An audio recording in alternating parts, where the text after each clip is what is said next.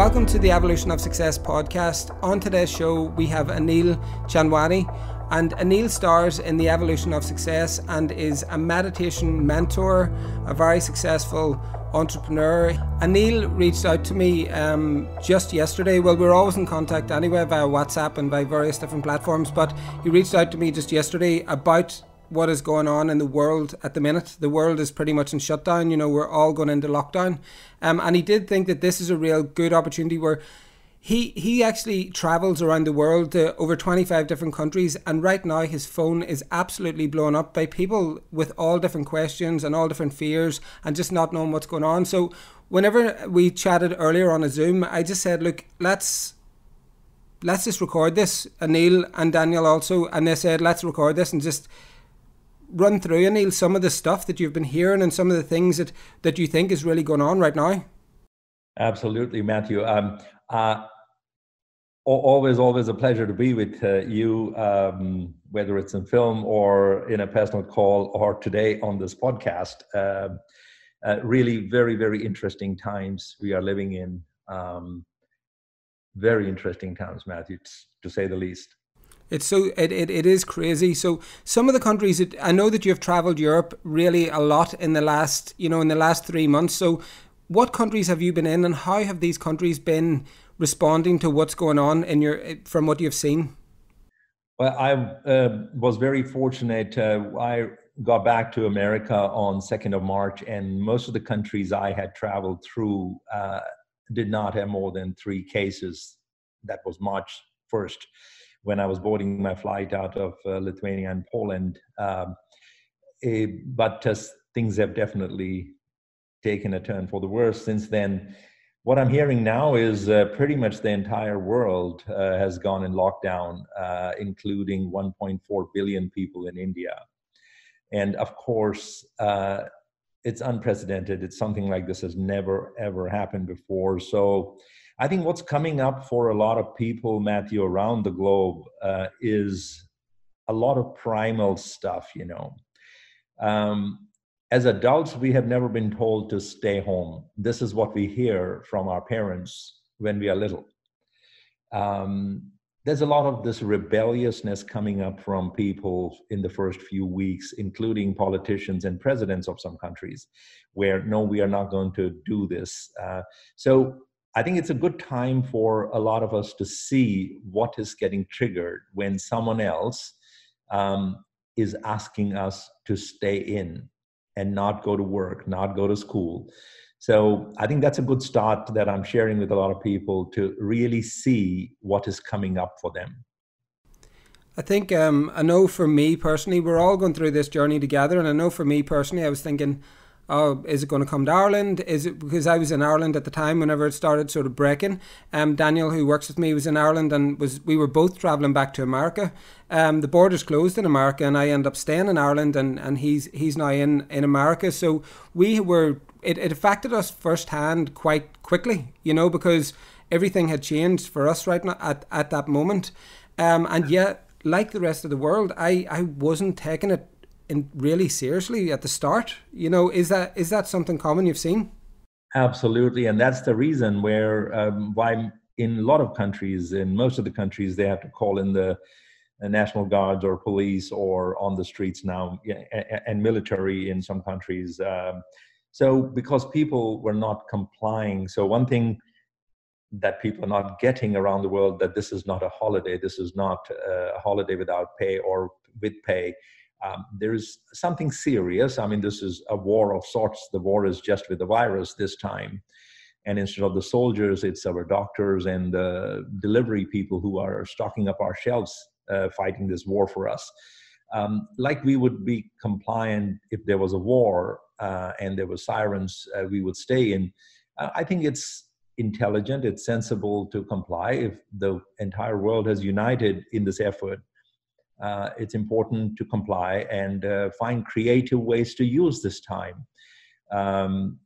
Well, one of the things you did say to me earlier, and I have been watching your posts and reading them very carefully, and I did tune into your live meditation the other night, which I thought was really was helpful for me. It was last Friday night for me in the UK time. But what I have sort of seen is you know, one thing you brought up earlier was there's a lot of people will not have spent a lot of time by themselves or with their families or just in silence without, you know, noise of work or noise of maybe going to the gym for escapism or all these different things. So if people are finding themselves in, you know, their own heads. So what do people need to do, or how are people, do you think, going to cope with this? Matthew, it's a brilliant question. Really, the root has to be understood. See, the root, what has happened is the word stop. So what the word stop means across the globe is so important to look at. So you're on the road and there is a stoplight. You're in a conversation with somebody and you're stopped in midst of the conversation. So stop is not fun. You're breathing and the breathing stops. That's death. Stop triggers a very, very deep fear in people. So what has suddenly happened is a lot of things have come to a stop. Now, that's all that has happened. The important thing here, Matthew, is that we know how to deal with stop. We know how to pause. We know that after the pause, the green light comes and we go. The rain comes, the storm passes, and we come out again. You know, earthquakes happen, the earth replenishes, and we come out again. So we know how to deal with it. It just hasn't happened at a mass scale. So if we take the mass hysteria out and focus on our individual skills, we all as individuals know how to deal with the stop. We know how to deal with crisis. Our ancestors have done it, we have done it, and we can do it again. So my suggestion, what I'm doing myself, is that this is simply a long pause. This is a stop, it's a long pause, it's a gap. Now, if we start looking at this crisis as an opportunity that I am learning the art of being in this gap, one day at a time. I'm watching the gap. And then there are many other steps what you can do. You know, I loved your idea of making these 21 days or 3 weeks as a think tank, you know, as think yourself as being in an executive MBA program to restructure, redefine your life and success and love, you know. So many possibilities are there, but the important thing is to start somewhere correctly, that this is just a pause, you know. Yeah, for me as well, you know, if I wasn't sitting in Belfast right now, I would be in LA, you know, and this is the longest period of time that I have actually spent in Northern Ireland, and close to my family and close to my cousins, and I'm very grateful for that because, you know, I work a lot with my company and everything. I'm very busy all the time. So if we're looking and saying, how do people stop with this and how do people tune in and what to be grateful for right now, pick the things that the one thing that you would be grateful for right now. Mine would be I got to spend Mother's Day with my mum. You know, a lot of people are in quarantine and didn't get to see their mum. I'm extremely grateful that I got to spend the day with my mother. And you know, that is something that probably wouldn't have happened if I had went to LA, and you know, definitely wouldn't have happened if I had stayed in lockdown in Dublin or in another country. So I think that what I think whenever you're saying about incubator and what we had talked about that, like a think tank right now, is, you know, I'm looking back at my own life 2 months ago, and I'm thinking I've been running at 100 mile an hour. You know, I've been running very, very fast. And now I've had to pause and stop and think, oh my God, what do I do next? And it's given me an opportunity to, you know, spend more time with family, record this podcast, reach out and spend more time chatting with you and chatting with other people in the evolution of success and other thought leaders around the world. And I think this is an opportunity to grow. Absolutely. Without a doubt, Matthew, without a doubt. And, you know, I think I keep on reminding myself all the time that most of the skills that we need to go through these times or in life, we already know, you know, we just do not apply them to ourselves. Because what we have to do right now is adapt, you know, that's all we have to do. We have to adapt to this new circumstances, you know, and there are fun and creative ways coming out, you know, where bar hopping is now from one room to another room. You know, I smiled and I laughed because, yeah, you know, that's the new map of the world now, from one room to another room. Or just even one room, So what we have to learn to do is adapt. Okay, the gyms are closed, but yoga mats are not closed. Your 7-minute routine on an app exercise, exercise apps are open. So adapt the body, mind to the new conditions. I think like a lot of people are going to realize that they don't need as much stuff, or they don't need as much, where you sort of think, I don't have time for that, I don't have time for this. We've been forced into having a lot of time and a lot of time to think. And why couldn't we have stopped or paused ourselves like 6 months ago, and spent more time with family, or spent more time with our thoughts. After your meditation on Friday that we done, I know it was midday for you and it was evening for me.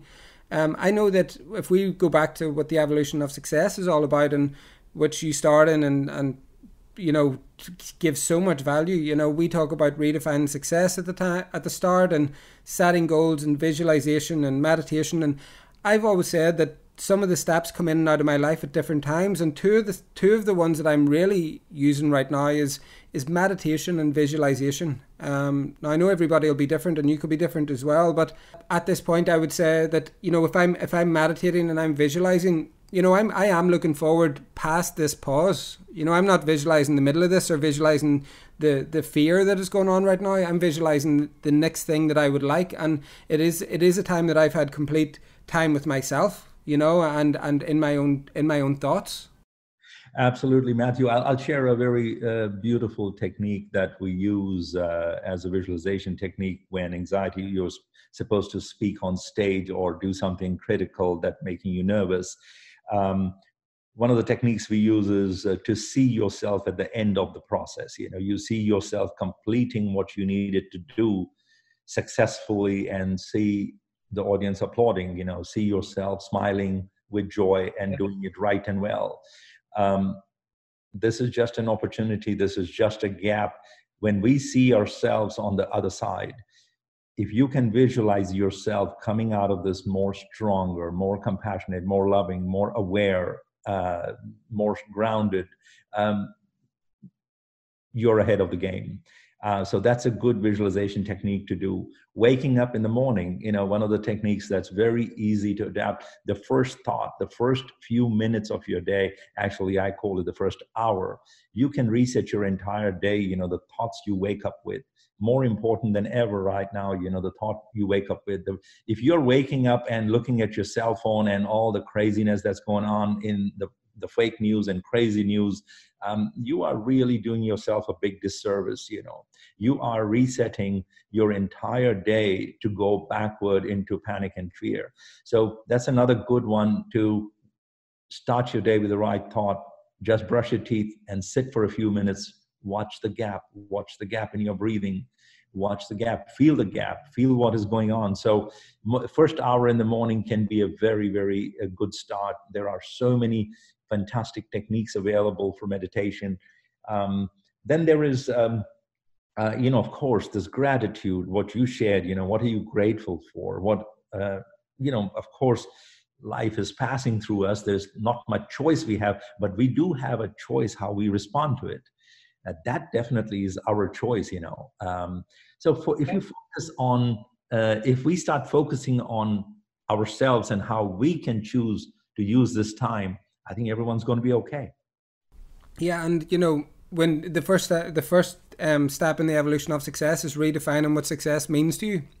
This is the perfect time to do that, because whether you've got a Ferrari and you're a driver right now, it doesn't make any difference. You're still in lockdown, whether you have any money or whether you have, no matter what you have, and all these things that we've been watching on Instagram, and things that are meant to make you happy and things that are meant to bring you fulfillment, that's not happening anymore. That's not going to protect you and save you and give you that extra bit of boost that you need right now. That is so true. I think in the program, in Evolution of Success program, that's the first step. You call it the zero step.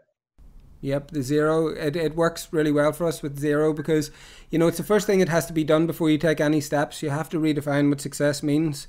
Can you give just, I know we're keeping these short, and I know we want to give short bursts because you're going to be back on. We're going to be talking about various different things throughout these 21 days. But is there anything that you can give right now, a tip?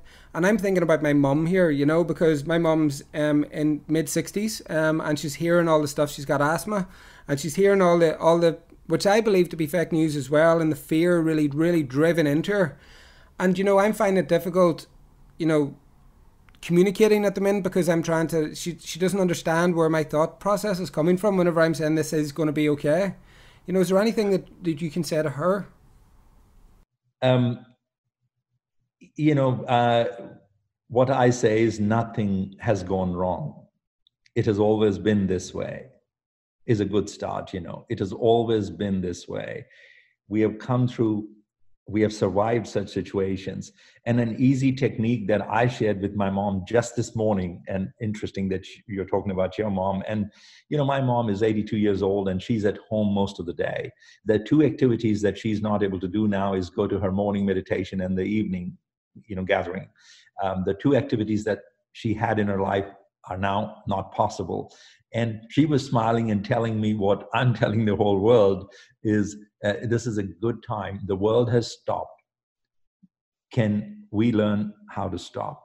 And then can we come home? And the technique is very simple. If you breathe into the heart, if we breathe into the heart and just create a very beautiful, silent and sacred space within ourselves and come and rest there. You just breathe and visualize yourself sitting within yourself in the safe, silent and sacred space, and just surrender that it's okay. I'm in this right now. Acceptance of what is very healing. That I am in this right now. I am in this right now is a good start. Yes, I love that. I love that's what I always do with everything, that I step into my fear. If something doesn't go right, I'm like, right, I'm in this right now, and I need to work my way out of it. There's no point trying to like make excuses or try to point fingers or anything like that. Anil, that was amazing. I know we're going to be back. I know you're going to do a live meditation with us on Facebook and Instagram Live, which I'm really looking forward to. So I will talk to you again within a number of days. Please feel free to reach out anytime, Matthew. It's such a pleasure, and we're in this together. And anytime. Brilliant. Thank you so much, Matthew. Thank you so much. Thanks, Anil.